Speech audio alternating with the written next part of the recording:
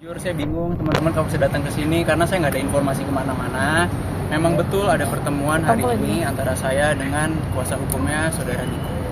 Tapi saya nggak ada info kalian semua karena memang rencananya pertemuan ini akan diadakan secara private. Saya nggak tahu siapa info kalian. Ya saya yakin bukan saya. Sama kedepannya mungkin yang bisa sampaikan pertemuan apa tadi, yang pasti pertemuan ini diinisiasikan oleh kuasa hukum atau pengacaranya dari saudara Niko. Ya setelah saya memberikan statement kemarin di Polda Metro Jaya pada sekitar 2 hari lalu ya, sudah jelaskan semua, kurang lebih malam hari atau besoknya saya lupa, saya di approach oleh kuasa hukumnya saudara Niko ingin mengadakan pertemuan ya, karena saya bilang intinya memang yang dikejar dari perkara ini adalah klien saya Rachel itu ingin menuntut hak ini adalah hak anak-anaknya, ingin mencari keadilan.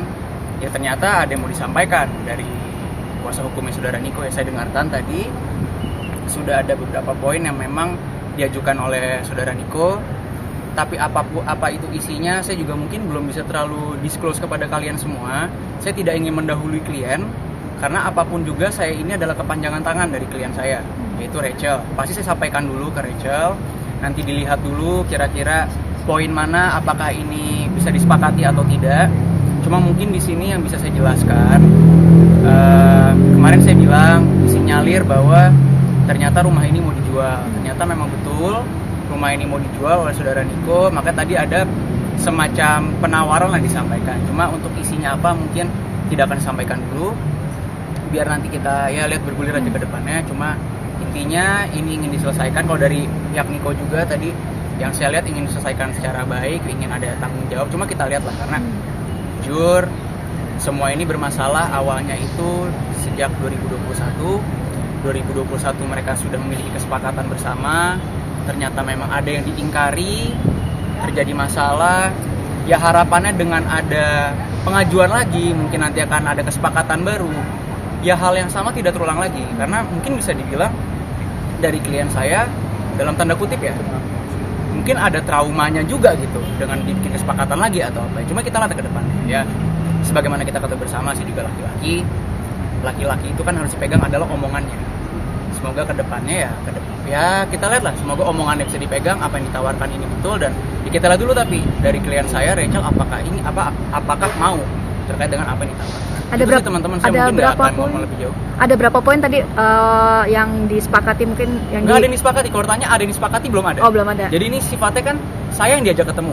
Saya sebagai advokat atau pengacaranya dari Rachel diajak ketemu oleh kuasa hukumnya dari saudara Niko. Secara profesional kita sama-sama mewakili klien masing-masing.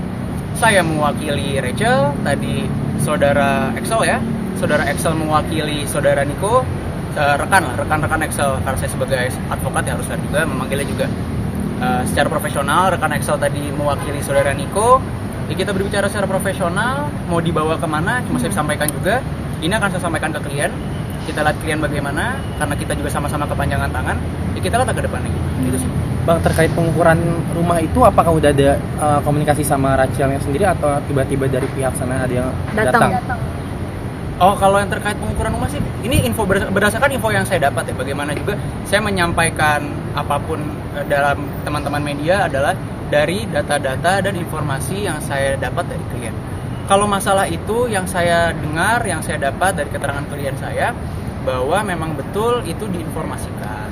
Cuma diinformasikannya, ini saya dapat ya, itu baru diinfo jam 4 sore, tapi ternyata pengukuran dilakukan jam 11 siang. Itu yang saya dapat informasinya, dan saya bekerja secara profesional harus mempercayai keterangan dari klien saya itu. Itu sih. Bang, berarti tadi obrolan yang disampaikan pihak Okin ada berapa poin sih, artinya yang pengen disepakati sama-sama? Berapa poin sih mungkin tadi ya sekitar 3 atau 5 poin. Saya nggak tahu ya apa yang disampaikan oleh rekan Excel ini kepada teman-teman, saya belum tahu apa. Yang pasti kalau dari saya tidak akan terlalu mendisclose terlalu banyak karena ini belum ada kesepakatan dari klien saya. Dan saya yakin juga katakanlah ini sudah disepakati oleh saudara Niko, kalau misalnya ada perubahan kan belum tentu juga apa yang disepakati oleh Rachel atau apa yang dimau oleh Rachel disepakati oleh saudara Niko. Nanti kan pasti akan ada diskusi ke depan lah.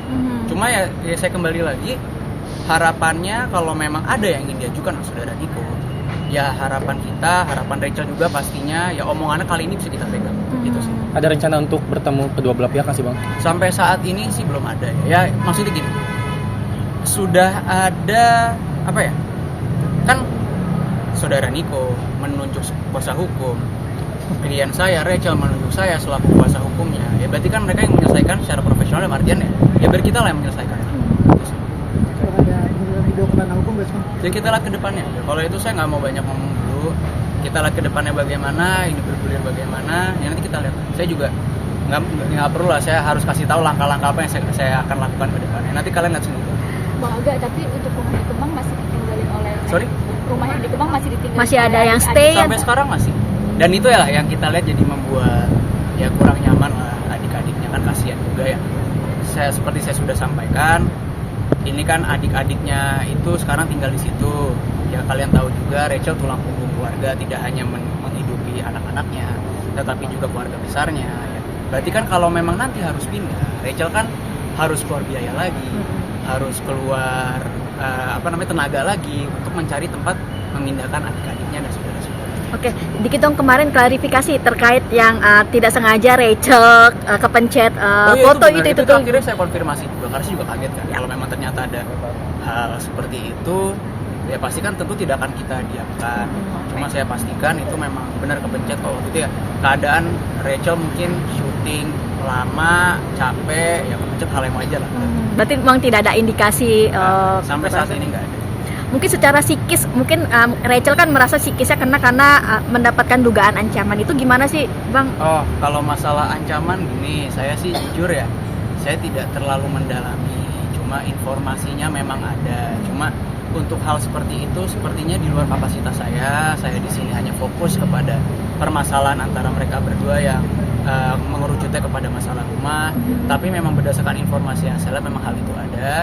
Cuma untuk komentar lebih jauh ya saya tidak mau komentar. Berarti tidak turut serta ada indikasi menarik di masalah aset ini sendiri untuk dugaan pengancaman itu Ya sendiri. itu nanti pokoknya gini, terkait langkah-langkah hukum saya nggak akan bicara terlalu banyak. Nanti kita lihat aja ke depan.